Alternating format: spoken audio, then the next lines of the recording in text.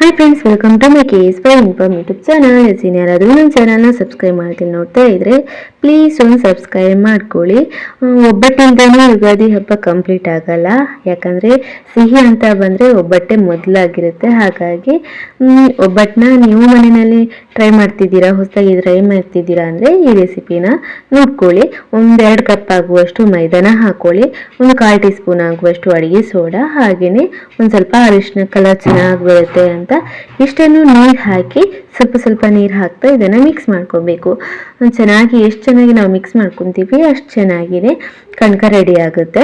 ಅದಾದಮೇಲೆ ಕೈಗೆ ಅಂಟ್ಕೊಳ್ತಿದೆ ಅನ್ನೋವಾಗ ನಾವು ಇದಕ್ಕೆ ಎಣ್ಣೆಯನ್ನು ಸೇರಿಸ್ಕೊಬೇಕು. ಎಣ್ಣೆಯನ್ನು ಸೇರಿಸ್ಕೊಂಡು ಮಿಕ್ಸ್ ಮಾಡ್ಕೊಬೇಕು, ನಾದ್ಕೋಬೇಕು. ಅದಾದಮೇಲೆ ಕಣಕನ ಇಟ್ಮೇಲೆ ಅದ್ರ ಮೇಲ್ಗಡೆ ಸ್ವಲ್ಪ ಎಣ್ಣೆನ ಹಾಕ್ಬಿಟ್ಟು ಇಡಬೇಕು. ಅದಾದಮೇಲೆ ನಾವು ಒಂದು ಪಾತ್ರೆಯಲ್ಲಿ ನೀರು ಕುದಿಯೋದಕ್ಕೆ ಇಟ್ಬಿಟ್ಟು ಬೇಳೆನ ಬೇಯೋದಕ್ಕೆ ಹಾಕಬೇಕು. ನಾವು ಹಾಕ್ಬಿಟ್ಟು ಅದು ಚೆನ್ನಾಗಿ ಬೇಯಬೇಕು. ಚೆನ್ನಾಗಿ ಬೆಂದಿದೆ ಅನ್ನುವಾಗ ನೀರು ಬೇರೆ ಹಾಗೆಯೇ ಬೇಳೆನ ಬೇರೆ ಮಾಡ್ಕೊಬೇಕು. ಬೇರೆ ಮಾಡ್ಕೊಂಡಾದ್ಮೇಲೆ ಮತ್ತೆ ಅದೇ ಪಾತ್ರೆಗೆ ನಾವು ಒಂದು ಅರ್ಧ ಕಪ್ ಆಗುವಷ್ಟು ಕಾಯಿ ತುರಿನ ಸೇರಿಸ್ಕೊಂಡು ಚೆನ್ನಾಗೇನೆ ಒಂದು ಸ್ವಲ್ಪ ಫ್ರೈ ಮಾಡ್ಕೊಬೇಕು. ಫ್ರೈ ಮಾಡಿದ್ದಾದ್ಮೇಲೆ ಇದಕ್ಕೆ 2 ಕಪ್ ಆಗುವಷ್ಟು ನಾವು ಬೆಲ್ಲನ ಸೇರಿಸ್ಕೊಬೇಕು. ಅದಾದಮೇಲೆ ನಾವು ಇದಕ್ಕೆ ಆವಾಗಲೇ ನಾವು ಬೇಳೆ ಎತ್ತಿಟ್ಕೊಂಡಿದ್ದೀವಿ ನೋಡಿ, ಅದನ್ನು ಹಾಕ್ಬಿಟ್ಟು ಬೇಳೆನ ಸೇರಿಸ್ಕೊಬೇಕು. ನಾವು ಬೆಲ್ಲ ಹಾಕಿದ್ದೀವಲ್ವ, ಅದು ಪಾಕ ಬಿಟ್ಕೊಂಡು ಬೇಳೆ ಜೊತೆ ಚೆನ್ನಾಗೇ ಮಿಕ್ಸ್ ಆಗಬೇಕು. ಎಲ್ಲದಕ್ಕೂ ಸಿಹಿ ಚೆನ್ನಾಗೇ ಹೊಂದ್ಕೋಬೇಕು. ಆ ಥರ ಎಲ್ಲನೂ ಚೆನ್ನಾಗಿ ಮಿಕ್ಸ್ ಮಾಡಿಬಿಟ್ಟು ನೀರು ಸ್ವಲ್ಪ ಕಮ್ಮಿ ಆಗಿದೆ ಅನ್ನೋವಾಗ ಮಿಕ್ಸಿ ಜಾರ್ನಲ್ಲಿ ಹಾಕ್ಬಿಟ್ಟು ಒಂದು ರೌಂಡು ನಾವು ರುಬ್ಕೊಬೇಕಾಗುತ್ತೆ.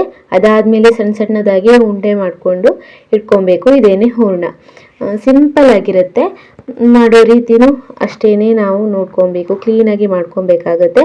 ಅದಾದಮೇಲೆ ನಾವು ಕಣಕನ ನಾವು ಮತ್ತೆ ಒಂದ್ಸಲ ನಾದ್ಕೊಂಡು ಚೆನ್ನಾಗೇ ಒಂದು ಸ್ವಲ್ಪ ತಗೊಂಡು ಬಾಳೆ ಎಲೆ ಮೇಲೆ ಸ್ವಲ್ಪ ತುಪ್ಪನೋ ಎಣ್ಣೆನ ಹಾಕ್ಬಿಟ್ಟು ಒಂದು ಸ್ವಲ್ಪ ತಟ್ಕೊಬೇಕು. ಅದಾದಮೇಲೆ ಮಧ್ಯಗಡೆ ನಾವು ಹೂರ್ಣನ ಇಟ್ಬಿಟ್ಟು ನೀಟಾಗಿ ಮುಚ್ಚಿಬಿಟ್ಟು ಎಲ್ಲ ಕಡೆನೂ ನೀಟಾಗಿ ಮುಚ್ಚಿಬಿಟ್ಟು ದಪ್ಪಗೆನೆ ತಡ್ಕೊಂಡು ನಾವು ಕಾಯಕ್ಕೆ ಇಟ್ಟಿರುವಂತಹ ಕಾವಲಿ ಮೇಲ್ಗಡೆ 2 ಬದಿನೂ ಚೆನ್ನಾಗೇನೆ ಹೊಂಬಣ್ಣ ಬರೋವರೆಗೂ ಫ್ರೈ ಮಾಡ್ಕೊಬೇಕಾಗತ್ತೆ.